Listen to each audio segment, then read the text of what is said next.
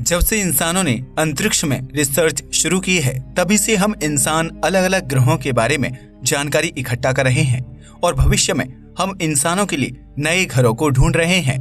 मंगल ग्रह हम इंसानों की लिस्ट में हमेशा से टॉप पर रहा है, इसलिए नासा ने अपने बहुत से मिशन मंगल ग्रह के बारे में जानने के लिए किए थे। लेकिन 2008 में स्पेसएक्स की फॉर्मेशन के बाद ही यह रेस और भी ज्यादा तेज हो गई।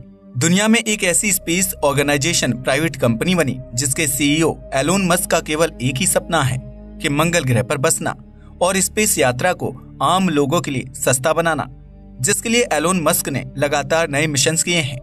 रीयूजेबल फाल्कन 9 रॉकेट बनाए हैं जिन्हें बार बार प्रयोग किया जा सकता है, जिससे स्पेस ट्रैवल में होने वाला खर्च बहुत कम हो जाता है। इसके अलावा एलोन मस्क लगातार स्टारशिप नाम की बड़ी स्पेसशिप पर काम कर रहे हैं, जो मानव इतिहास की सबसे बड़ी स्पेसशिप होने वाली है, जिसमें इंसान भविष्य में स्पेस यात्रा कर सकेंगे। और यहाँ हम एक या दो लोगों की बात नहीं कर रहे हैं। एलोन मस्क की कंपनी स्पेसएक्स द्वारा बनाई जा रही स्टारशिप का आकार इतना बड़ा है कि यह एक साथ 100 या उससे ज्यादा लोगों को अंतरिक्ष में मंगल तक की यात्रा करा सकती है। पर आज का सवाल ये नहीं है कि हम मंगल तक कैसे पहुँचेंगे और हमें उस बीच किन किन परेशानियों का सामना करना पड़ेगा, बल्कि आज हम ये जानने वाले हैं कि आखिर हम मंगल पर पहुंचने के बाद क्या करेंगे, हमारा जीवन कैसा होगा और क्या हम मंगल पर रह सकते हैं। इसके अलावा हमें मंगल पर किन किन परेशानियों का सामना करना पड़ सकता है।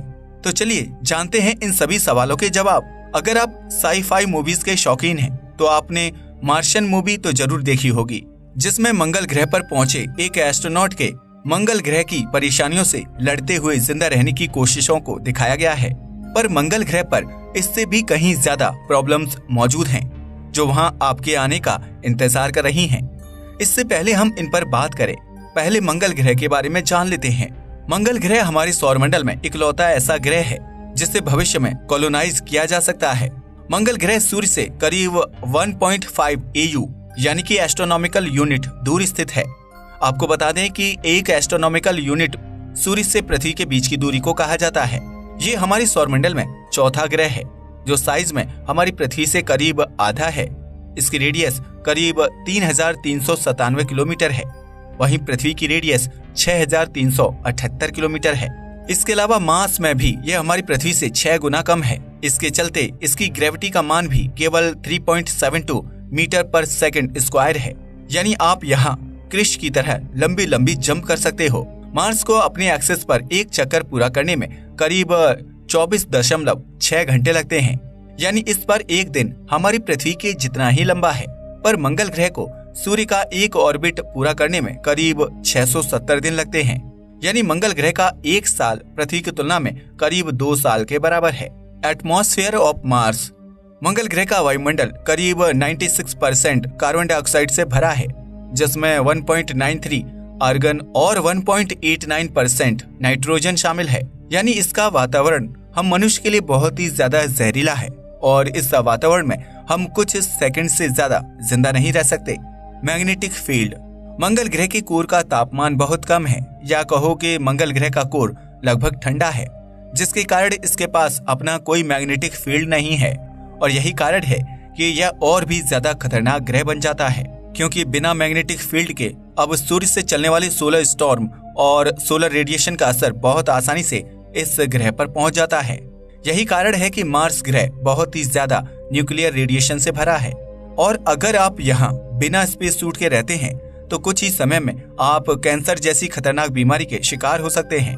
तो चलिए अब अपने मेन सवाल पर आते हैं कि जब हम मंगल ग्रह पर पहुंचेंगे तो अब हमें वहाँ किन किन प्रॉब्लम्स का सामना करना पड़ेगा। पृथ्वी से मंगल ग्रह तक की दूरी का सफर तय करने में हमारी आज की रॉकेट टेक्नोलॉजी के जरिए करीब 9 महीने का समय लगता है, और जब पृथ्वी और मंगल ग्रह की दूरी सबसे कम होती है तब इस दूरी को तय करने में करीब 6 महीने का समय लगता है।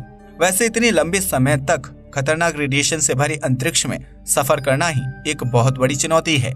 पर फिर भी अगर आप इस यात्रा को सुरक्षित पाकर मंगल ग्रह पर पहुंच जाते हैं तो अब नई प्रॉब्लम्स की शुरुआत होती है, जिनमें सबसे बड़ी समस्या तो मंगल ग्रह पर लैंड करने की होगी। 2007 में वैज्ञानिकों ने अंतरिक्ष यात्रियों को सुरक्षित मंगल ग्रह की सतह पर उतारने के लिए 4 संभावित समाधानों पर विचार किया, जिनमें 3 डिजाइन मेन है। Number 1, A legged landing system based on the lunar lander। इस टेक्नोलॉजी पर स्पेसएक्स के इंजीनियर भी काम कर रहे हैं, जिसका प्रयोग स्टारशिप में किया जा सकता है। इसके इस्तेमाल से मंगल ग्रह के ऑर्बिट में घूम रही स्पेसशिप से मंगल ग्रह पर यात्रियों को सुरक्षित उतारने और फिर वापस स्पेसशिप तक सुरक्षित ले जाने के लिए किया जा सकता है। नंबर 2, SLS सिस्टम यानी कि sky crane landing system. NASA के इंजीनियर्स का कहना है कि यह टेक्नोलॉजी सिस्टम कुछ इस तरह डिजाइन किया जाएगा कि इससे बड़े बड़े पेलोड्स को आसानी से मंगल ग्रह की सतह पर उतारा जा सकेगा और आसानी से वापस स्पेसशिप में भी ले जाया जा सकेगा। Number 3, airbag landing system.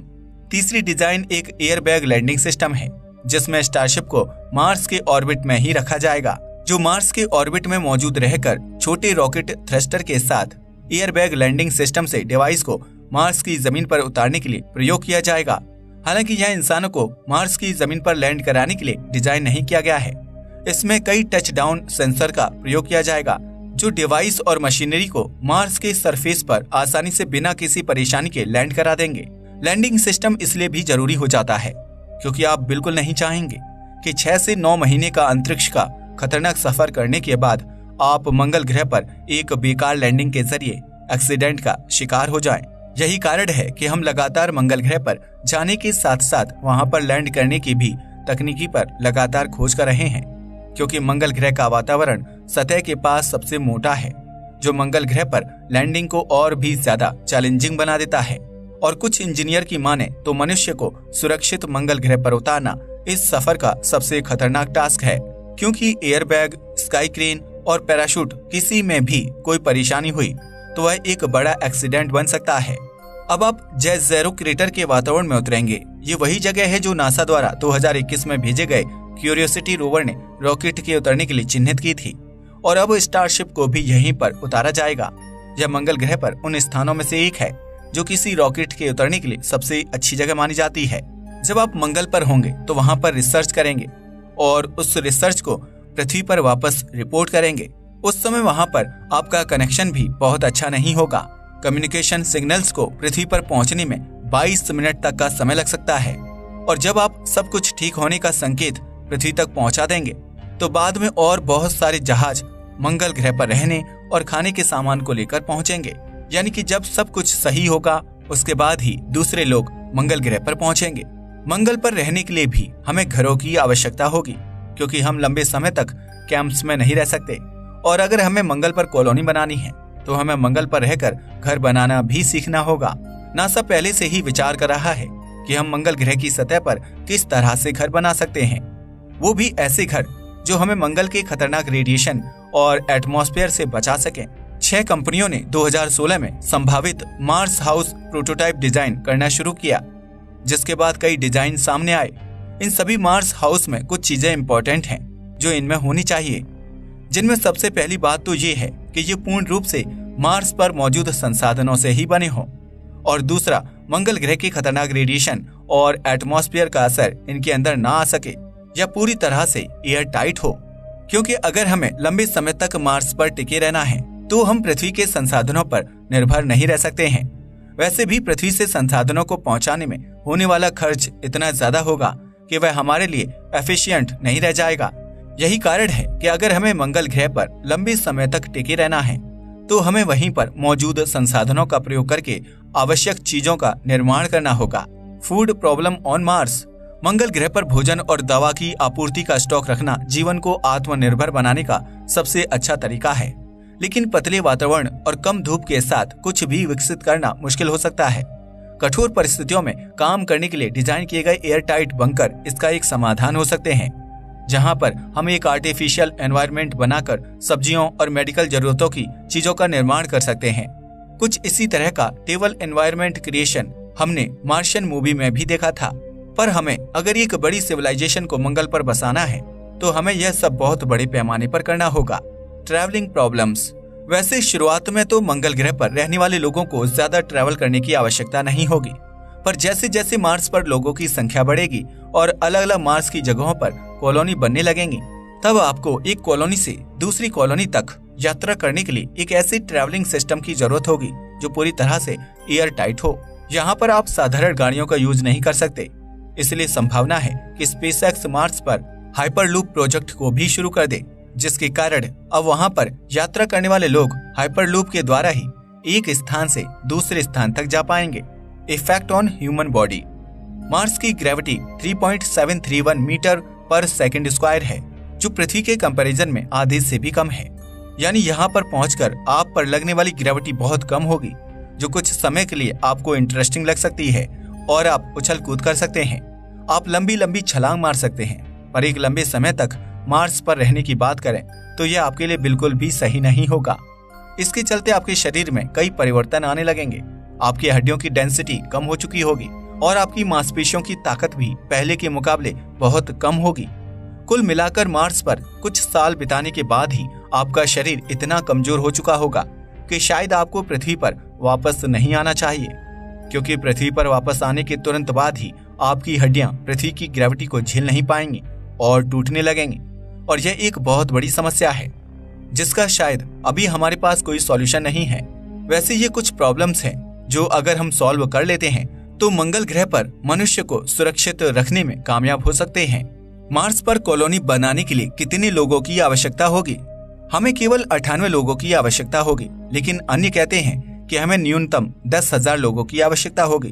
प्रजनन करने वाली आबादी के आकार के बावजूद हमें पृथ्वीवासियों और मंगल पर जन्मे लोगों के बीच एक बड़ा अंतर दिखाई देने के लिए कुछ पीढ़ियों तक मंगल ग्रह की कॉलोनी के बढ़ने का इंतजार करना पड़ सकता है, क्योंकि ह्यूमन इवोल्यूशन की प्रक्रिया में समय लगता है। पर एक लंबे समय के बाद हमें इन मंगलवासियों में बहुत से बदलाव देखने को मिल सकते हैं, जिनका कारण मंगल ग्रह की परिस्थितियां और वातावरण है। मंगल सौरमंडल का एक बंजर ग्रह है, जिसका वातावरण बहुत पतला है। इसका गुरुत्वाकर्षण, वातावरण और चुंबकीय क्षेत्र मानव जीवन के लिए गंभीर परेशानी करने वाला है और इसमें कोई भी साधारण मनुष्य स्पेस सूट के बिना नहीं जी सकता। पर कई पीढ़ियों के विकास के बाद हो सकता है कि यहाँ पर पैदा होने वाले बच्चों के अंदर यहाँ के वातावरण को झेलने की और इसमें जीने की क्षमता विकसित हो जाए। इसके अलावा हो सकता है कि जब तक हम मंगल पर बसने की तैयारी करें, तब तक शायद हमारे पास अपने स्वयं के डीएनए में परिवर्तन करने की क्षमता होगी, जिससे हम मंगल पर रहने वाले और पैदा होने वाले लोगों का विकास और भी तेजी से कर सकेंगे। अगर हम सुरक्षित तौर पर मार्स को कॉलोनाइज कर लेते हैं, तो मार्स हमारे लिए सोलर सिस्टम में एक दूसरी पृथ्वी बन सकता है। और अगर पृथ्वी पर कोई मास एक्सटिंक्शन हुआ तो हम मनुष्य अपनी सिविलाइजेशन को बचा सकते हैं। दोस्तों, आपको क्या लगता है कि मंगल ग्रह को कॉलोनाइज करने में, यानी कि उस पर एक मानव बस्ती बसाने में हमें लगभग कम से कम कितना समय लग सकता है? हमें कमेंट करके बताइएगा। आज के लिए बस इतना ही। वीडियो पसंद आया हो तो इसे लाइक और शेयर करें, साथ ही चैनल को भी सब्सक्राइब करें। जय हिंद दोस्तों।